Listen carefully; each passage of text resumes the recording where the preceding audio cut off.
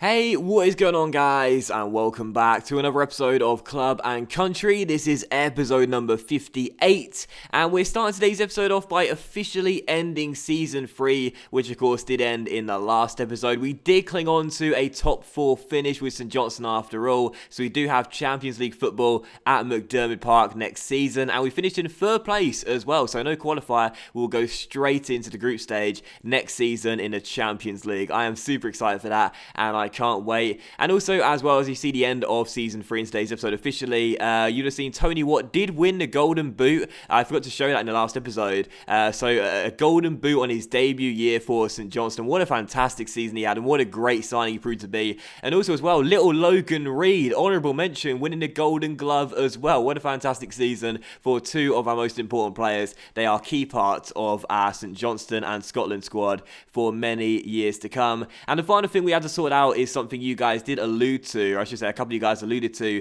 in the last few episodes. Barry Hamilton had his deal at come the end of the year, as did his brother Rob Hamilton as well, and a few other youth players as well. We gave them all contracts other than Douglas Mitchell, a goalkeeper, currently on loan at Manchester United right now. He shows great potential, but we've already got 3 goalkeepers in our team right now who are better in Sean McMillan, Shane Nicholson, and also, of course, Logan Reed. And don't forget, John Ruddy's on loan at Birmingham, so we don't need Douglas Mitchell. We've got better goalkeepers coming through anyway, and he'll probably never make the Scotland squad ever, so he can go. That's totally fine with me. Also, funny enough, one thing to mention real quick was that Rob Hamilton declined his first contract when I gave it to him, because he said he didn't believe he would play in the role that I promised him, which was important first team player status. And I was like, what on earth is wrong with you? Like, seriously, you've been an important first team player since the day you came out of the academy. Why would I drop you now, right? So that was kind of weird, but it doesn't matter. It's good for us at the end of the day, because it means he's got less expectation now playing the squad rotation status, which is what I gave him. But either way, kind of weird that. I don't know what was going on there.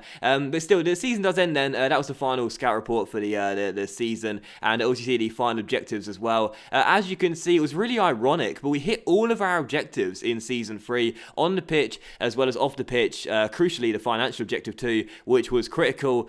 But the only objectives we failed were in the youth development category, and I found that really funny because this series, it's all about youth players, and yet I still can't hit the youth development category. There are just certain aims that the board asked for this season in that objectives section for the youth development category, which are just ridiculous. The criteria is just stupid, so I don't really care too much. My manager rating is now an 89. That's the highest I've ever had it on any series so far this season, so I'm absolutely loving it. But still, as it comes to Season 4 then, you'll see our fresh objectives for the new upcoming season. You see the on-the-pitch objectives, which is pretty much the only thing I really care about, to be honest. In the Champions League, we're asked to reach the group stage, but that's already done because we automatically entered the group stage this season after finishing in 3rd place last year. And as for the FA Cup, we need to reach around the 32 stage, which we've done every single season so far. And as for the Premier League, finish in the Europa League spot. So that's actually pretty decent for the board to do that for us. Knowing we don't have to hit the top 4 again this season, if we do drop out of it and finish 5th, 6th or 7th, they'll still be pretty happy. And also, our budget for this season is £9.5 million. Now, I must say,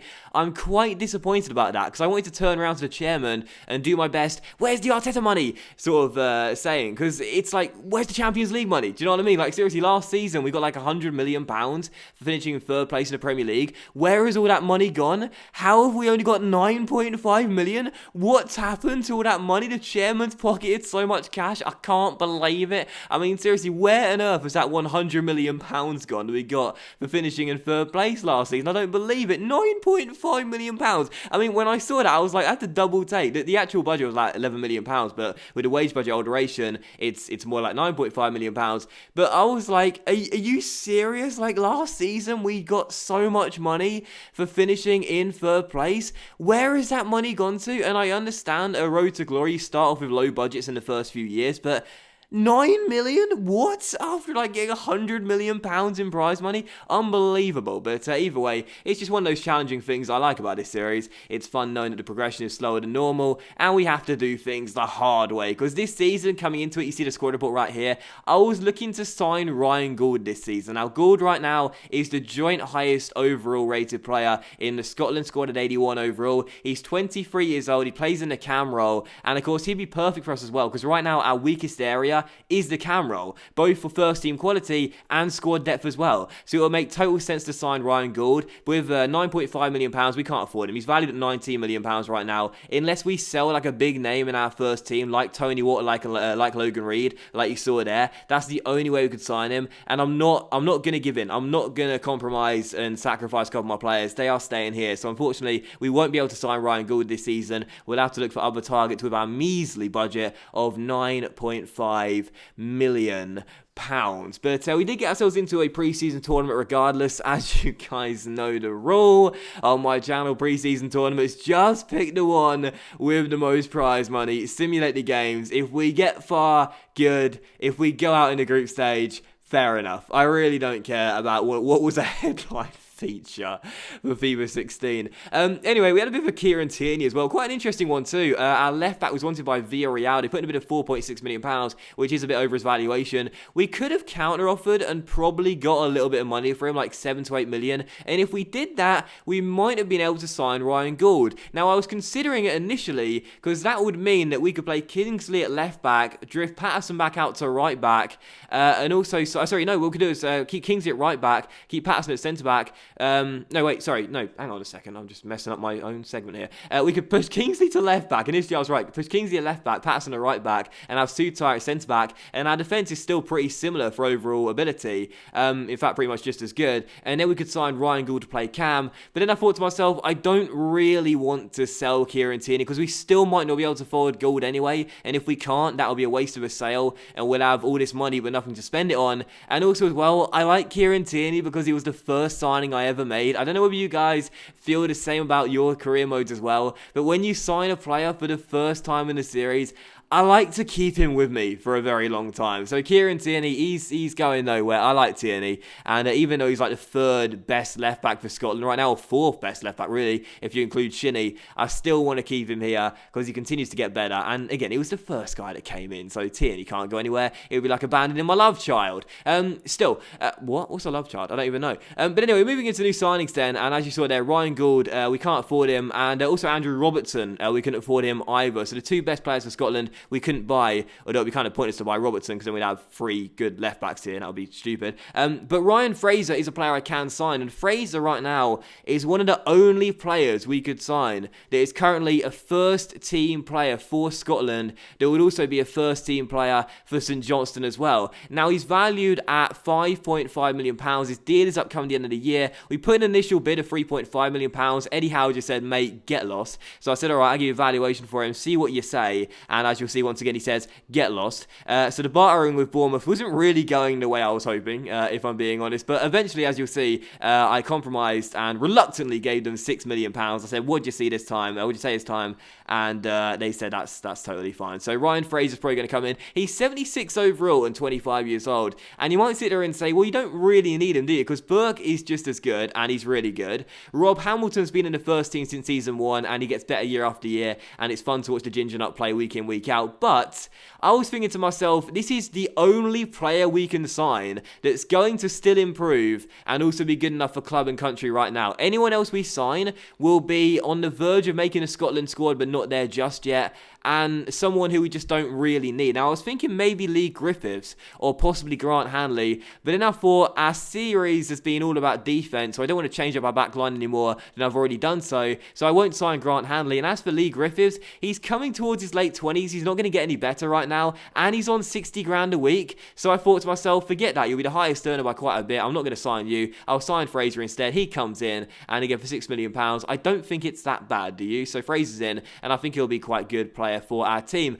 Angus MacDonald, however, is going to leave to Exeter. We gave this teenager a contract in the summer, as he was out on loan at Galway United, of all clubs, last season. We didn't know what his potential was, but he came back, he hit 60 overall whilst he was out on loan. I checked his potential, he's got nothing, so he can go, and that's totally fine for me. And after signing Ryan Fraser, we still had a little bit of money left over, around £5 million, so I put in a bid for Celtic's Ryan Christie. Now, he's a 24-year-old cam, 74 overall, valued at £3.8 million.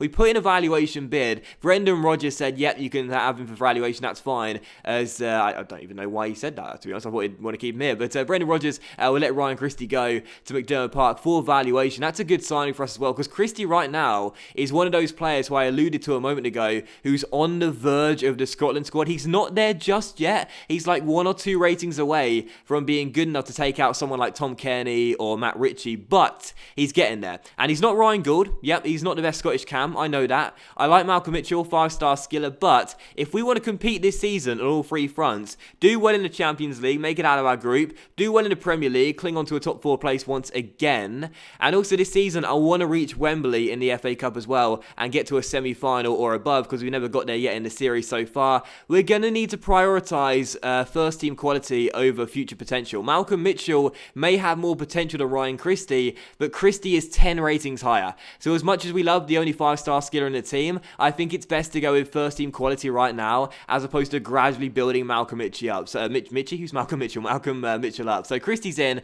for valuation, £3.8 million, and I think that, like Fraser, is a really smart signing. But as for the third and final signing I look to make, I was going in for this guy. Now, of course, as you guys know, last season was Macca's final one in the series. 57 episodes and out for Macca. Macca, we hardly knew you. Stevie boy, thanks for season 1, but of course he kind of got rubbish eventually. But to be fair, he chipped in with a few goals last season and in season 2 as well. But we need a new striker, really. We've got Ewan McDonald, we've got Tony Watt, and then we've got Chris Kane on the bench, who, to be fair, isn't actually as bad as I make him out to be. But then our 4th choice striker, I wonder if you guys could guess who our 4th choice striker is right now. It's interesting, but I don't think there's many of you who could guess who our 4th choice striker is right now. I mean, he hasn't featured barely at all since the start of season 2. So leave a comment down below if you know who our 4th choice striker is. I'll be surprised if some of you guys have already forgotten who he is. I mean, I forget sometimes, and I'm the manager of this team. But anyway, Oliver McBurney, that was a long tangent. Oliver McBurney is a Swansea player right now, has his deal up come the end of the year.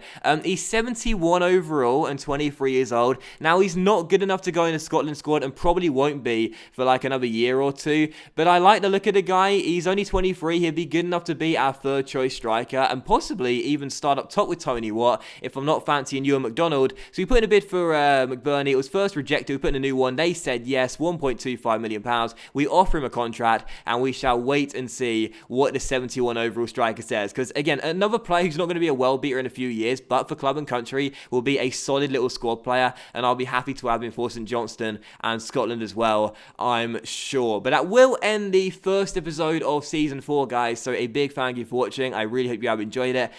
I do apologise. You could hear some drawing and silling and I don't even some drawing. Builders don't draw. Some drilling and sawing and whatnot. There's some building works going on outside my apartment and underneath my apartment, and soon to be inside my apartment. It's all changed at the J complex right now. Not brought on by me. I sort of just got a notice saying there was going to be some works done, and that was that.